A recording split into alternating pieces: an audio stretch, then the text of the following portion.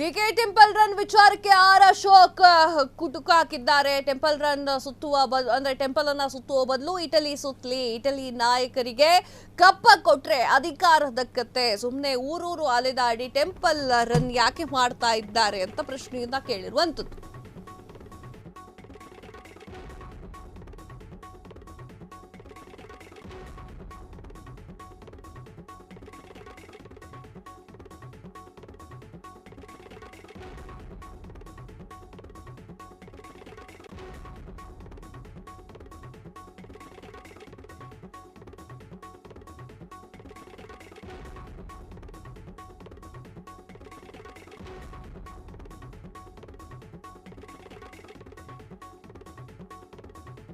DK temple run ವಿಚಾರಕ್ಕೆ R Ashok ಹಕ.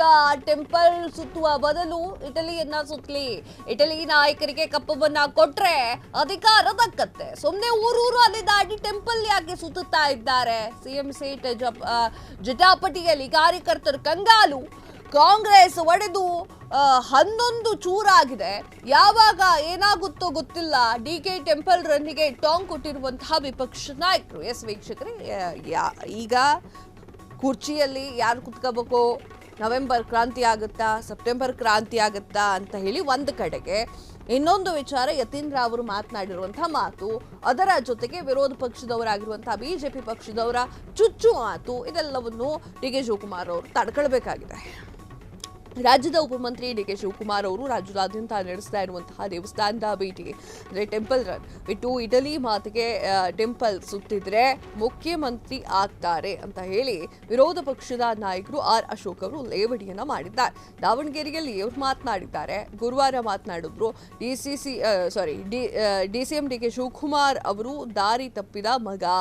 ಇವರು ಚಾಮುಂಡಿ, ಮಾರಮ್ಮ, ಗೌರಮ್ಮ, ರಾಘವೇಂದ್ರ ಸ್ವಾಮಿ ಅಂತ ಹೇಳಿ ಟೆಂಪಲ್ ಅನ್ನ ರನ್ ಮಾಡೋದ್ರಿಂದ ಏನೂ ಪ್ರಯೋಜನ ಇಲ್ಲ.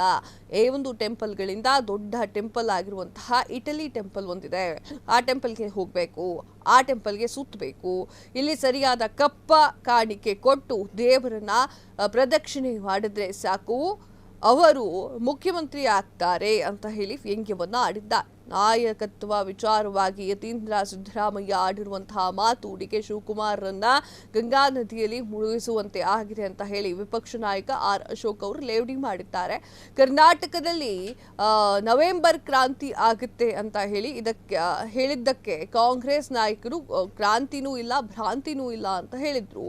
ಆದ್ರೆ ಈಗ್ಯಾಕೆ ಈ ರೀತಿಯಾಗಿ ಮಾತನಾಡ್ತಾ ಇದ್ದಾರೆ ಅಂತ ಹೇಳಿ ಆರ್ ಅಶೋಕ್ ಪ್ರಶ್ನೆಯನ್ನ ಮಾಡಿದ್ದಾರೆ. ಇಷ್ಟಕ್ಕೆಲ್ಲ ಯತೀಂದ್ರ ಸಿದ್ದರಾಮಯ್ಯ ಅವರ ಮಾತಿನ ಮೂಲಕ ಬೆಳಗಾವಿಯಿಂದಲೇ ಸರ್ಕಾರ ಬೆಳೆಸೋದಕ್ಕೆ ಗುದ್ದಲಿ ಪೂಜೆ ಮಾಡಿದ್ದಾರೆ ಅಂತ ಹೇಳಿ ಆರ್ ಅಶೋಕ್ ಅವರು ಭವಿಷ್ಯವನ್ನ ನುಡಿದಿದ್ರು.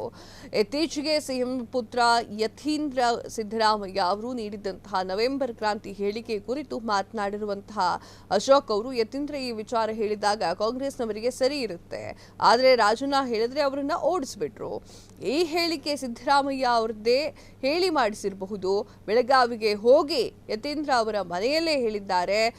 ಯಾಕಂದ್ರೆ ಡಿ ಕೆ ಶಿವಕುಮಾರ್ ಅವರಿಗೆ ಪಂಗನಾಮ ಅಂದ್ರೆ ವಂಚನೆ ಪಕ್ಕಾ ಅಂತ ಹೇಳಿ ಕಾಂಗ್ರೆಸ್ ಒಂದು ಒಡೆದ ಮನೆಯಾಗಿದೆ ಅಂತ ಹೇಳಿ ನೇರವಾಗಿ ಆರೋಪವನ್ನ ಮಾಡಿರುವಂತದ್ದು.